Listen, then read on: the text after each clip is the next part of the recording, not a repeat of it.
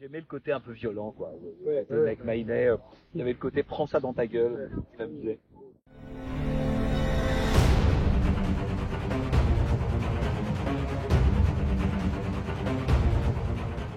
À un moment donné, on te propose le Dream Job. On te dit voilà le catalogue Studio Canal. Tu pioches ce que tu veux et tu peux sortir ce que tu veux en Blu-ray. C'est ça le deal de Make My Day. Raconte-nous la genèse de La Make My genèse Day, de qui est Make quand même My une Day. collection inédite peut-être au monde. Écoute, c'est très simple, hein, c'est que en fait, il y a, elle a 5 ans la collection maintenant. Tu sais mieux que moi. Et donc, non, il y a à peu près, je crois, il y a 6 ans, quelque chose comme ça, il y a quelqu'un qui s'occupait du catalogue de ce canal, enfin, qui s'appelait Olivier Valton, qui est parti depuis ce canal, et quelqu'un qui a beaucoup compté dans Make My Day parce que c'est lui qui a porté le projet, voilà. Et puis, donc, il y a cette idée de Studio Canal, qu'ils ont comme ça des milliers de titres, mais qu'en fait, ils en exploitent qu'une petite partie. Voilà. Ils savent pas quoi en faire. Oui, ils en exploitent une petite partie. Le problème, c'est que pour exploiter des films, il faut un tout petit peu les connaître. Ouais, ça. Bon. Et sur les milliers de titres qu'ils ont, ils se rendent compte que ils ont pas l'expertise, j'aime pas ce mot-là, mais en fait, il y a énormément de titres, la majorité des titres qu'ils ont, qu'ils ne connaissent pas. Donc c'est comme ça que moi je me retrouve un jour contacté par Olivier, qui me dit voilà la liste des films qu'on a sur le canal, le listing, qu'est-ce que t'en penses? Est-ce que tu penses qu'il y aurait éventuellement une collection à faire? Est-ce que voilà. Et donc intérêt à les sortir ou pas? voilà. Et donc je plonge dans ce listing, ce qui est très fatigant, hein, quand on lit des milliers de titres. Des milliers, enfin, Et des t'as milliers. quoi comme des catalogue? titres, hein. Des milliers, Ah oui, des milliers de titres. Donc on est là, parfois les titres sont pas référencés sous le bon titre. Je prends toujours l'exemple du fameux film de Giulio Costi, La mort a pondu un œuf, qui est référencé sous le titre Le sadique de la chambre 24. Ouais, tout est comme ça, quoi.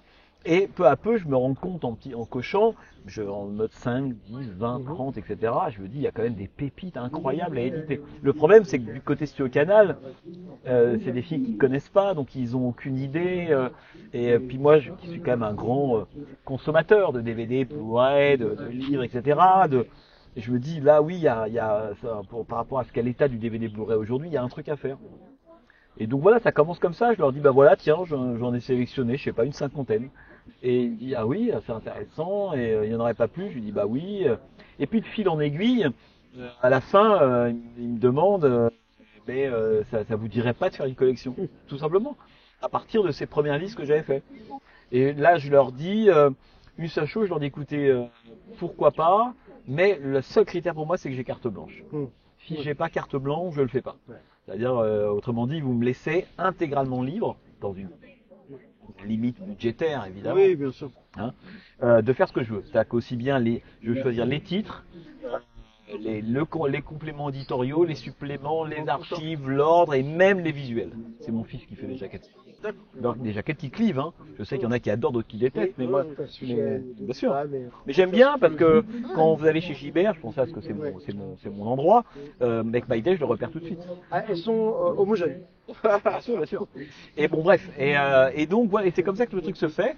Et je dirais même que c'est d'ailleurs au moment où je découvre qu'ils ont, pour être tout à fait honnête, quelques titres dont le Questi, Near Dark de Catherine Bigelow, et surtout Mandingo de Richard Fleischer, et que je peux avoir accès au montage américain et pas au montage coupé anglais. Là, je me dis, quand bien même la collection ne marche pas, si j'ai au moins sorti Mandingo de Richard Fleischer, elle aura eu une utilité. Donc à partir de là, voilà, on se met d'accord. Effectivement, un titre par mois. Enfin, un Blu-ray par mois, parce qu'il y a, par moment, il fait des doubles programmes. J'aime bien l'idée d'avoir comme ça des doubles programmes. Et donc, la collection continuera tant que, un, j'aurai le temps, et deux, qu'elle sera financièrement équilibrée. Que si demain la collection ne marche plus, si au canal ne sont pas des mécènes. Donc, ils arrêteront. Donc, à moi aussi de réfléchir par rapport au titre, à l'ordre des titres. Et puis les suppléments que tu peux y mettre, quoi. Le prix, les suppléments, il y a des archives qu'on ne peut pas acheter, ça coûte trop cher, d'autres qu'on peut. Voilà, c'est un dosage subtil en fait. Et puis, et je sais qu'il y a des titres qui vont marcher, ce qui me permet moi derrière de sortir des titres auxquels je tiens et dont je sais que ça marchera peut-être moins bien, on n'est pas sûr. Bien sûr, bien sûr. Donc voilà, c'est un peu ça. Make My Day, bon, c'est la fameuse phrase de Clint Eastwood. Pourquoi Make My Day? Pour toi, Et Clint Eastwood, cette phrase, elle est emblématique de tout le cinéma. Oui, voilà, c'est difficile à traduire, Make My Day. Oui. Qu'on dirait fais-moi plaisir. Ouais. Ouais, mais Les sous-titres ont toujours eu du mal pour ça. voilà. Puis j'aimais bien ce côté un peu léger. Ça a été au début pas si évident que ça à imposer. Ils se sont dit une collection s'appelle Make My Day. Ouais. J'allais pas appeler la collection Focus, gros plan, travelling. On n'en peut plus tous ces titres empruntés au cœur de l'histoire du cinéma. Et donc l'idée m'est venue comme ça un jour. Et voilà. Puis j'aimais le côté un peu violent, quoi. Le côté Make My Day. Il y avait le côté prends ça dans ta gueule qui m'amusait. Et donc, les premiers titres fonctionnent. Oui, oui. Alors après, il a fallu être malin sur la première salve. Parce que, c'est quoi les premiers titres parce que depuis que la collection existe, on sort un titre par mois. Parfois deux, mais en gros, c'est chaque mois. Alors que le tout début a commencé sous forme de salve. On en a sorti 5 d'un seul coup pour pouvoir imposer l'idée qu'il y avait une collection, si vous voulez. D'accord. Et là, parmi eux, il y a Near Dark de Catherine Bigelow, 6 fins pour l'assassin de Mario Bava. Comme incroyable. Ouais, dire que non mais que ce sont deux des films très jamais sortis en Blu-ray. On sort donc 100 mobiles apparents de Philippe Labro et on sort Max mon amour d'Oshima qui n'a pas marché alors que j'adore ce film. Et donc l'idée c'était aussi que la première salle montre un peu comme ça la diversité de ce qu'on pouvait sortir. Et puis après il a fallu faire le planning et dès le début ça a plutôt bien accroché et voilà. Et puis au bout de 3-4 ans c'est là que j'aurais proposé de dire peut-être que dans l'année on pourrait faire 1 ou 2 hors-série. Il y a eu Monsieur Klein. Voilà. C'est-à-dire que l'idée des hors-série, c'est que ils n'ont pas le potentiel inédit comme les autres de la collection, mais par contre ils sont jamais sortis en DVD, en Blu-ray en France, et le travail éditorial a jamais vraiment été fait. Et après c'est des films que j'aime, parce que Locataire c'est quand même toujours ça. Hein. Oui, c'est ça. Il y a pas l'éditorial à part ça. Hein. C'est l'éditorial, c'est on couvre tout le spectre. On peut passer de Bava à Elio Petri, en passant par Schlesinger, Léo Pen, Luigi Zampa. Moi, voilà, c'est ma façon de voir le cinéma, donc on y va. Et puis, donc voilà, ils ont accepté l'idée du hors-série, et c'est comme ça que quand je me rendais compte, par exemple, que le Trou de Jacques Becker que j'aime vraiment, c'est que j'aime beaucoup, et j'ai le Trou film incroyable, jamais sorti en Blu-ray. Je me suis dit, bah, tiens, pourquoi on ferait pas un hors-série? Donc, l'idée du hors-série, c'est on fait un livre, plus le Blu-ray, tout ça dans un coffret. Et c'est comme ça qu'on a sorti le Trou, Monsieur Klein, et puis le Grand Silence, mais sans le livre. C'est qu'on aura peut-être 2 vitesses de hors-série, avec ou sans livre.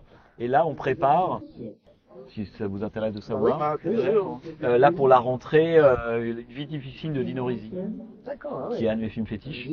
Et voilà, c'est aussi un auteur, Risi, Sordi, et mettre une grande comédie italienne, un film immense, dans ces hors-séries-là. Il y en a d'autres qui arriveront, hein, mais voilà, en gros, c'est un peu l'histoire de la Et t'as pas eu envie de faire le livre? Sur quoi? Sortir en série? Tout seul? Ouais. Non, j'ai écrit des textes, il y a un problème de temps. Hein. Donc, sur le Trou, c'était un collectif où je vais chercher des gens que j'aime bien. Et pareil pour Monsieur Klein. Donc généralement il y a 6-7 textes, des archives, des documents d'époque, etc. Je veux pas faire du livret moi. Hein. D'accord. Voilà, c'est que pour moi entre le livre et le livret il y a un monde. Et donc l'idée c'est de faire des vrais livres, mais ça demande beaucoup de travail en fait. Ce qui fait que le travail sur le hors-série il est colossal en fait en réalité. Et donc là sur le Grand Silence, je sentais que j'avais pas la matière. Pour faire le livre que j'aurais voulu.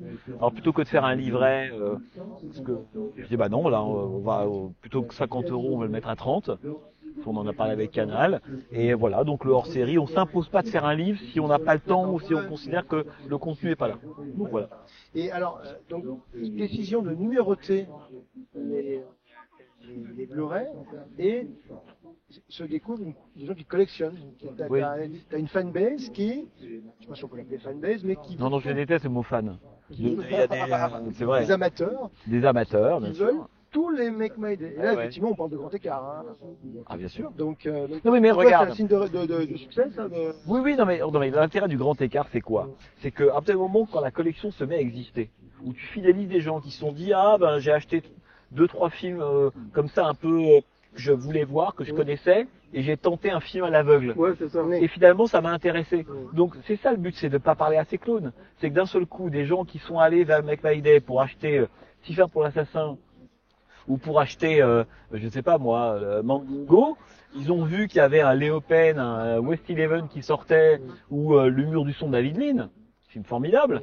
Bah tiens, c'est la même collection, j'ai aimé les précédents, allons-y. Et c'est là que l'effet de découverte, d'ouverture de l'esprit arrive. Parce que la collection permet à ce que des gens qui peut-être par moment viennent d'une niche, qu'à un moment ils vont se mettre à acheter le mur du son de David Lean. Et puis ça se trouve, ils vont l'aimer. Et là, je veux dire, c'est toujours le même travail. Hein, c'est une belle récompense. Oui, bien sûr. Moi, je suis très content quand quelqu'un me dit... des gens... Bien sûr. Certains cinémas sur un autre... Bien sûr, absolument. Et c'est pour ça que il est très important que la collection, tu ne saches jamais le mois suivant sur quoi tu vas tomber. Ouais, c'est ça. Oui, mais et donc c'est ça le cinéma, que tu vas, voilà, on parlait du mur du son, et puis le coup d'après t'as un Bronson, et puis le suivant on a le Nora Bangina, Luigi Zampa, et puis c'est reparti sur un film français, enfin peu importe. Et voilà, et l'effet de fidélisation en fait de la collection fait que moi je rencontre beaucoup de gens qui me disent, je les prends tous.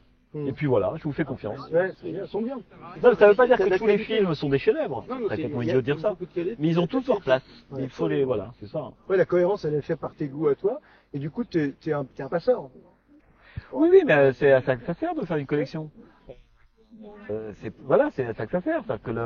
C'est d'aller d'aller trouver des gens qui naturellement seraient pas allés vers un certain type de film. Voilà. Et ça, pour moi, quand on arrive à faire ça, on gagne. Ouais, c'est un beau succès. C'est vrai, hein.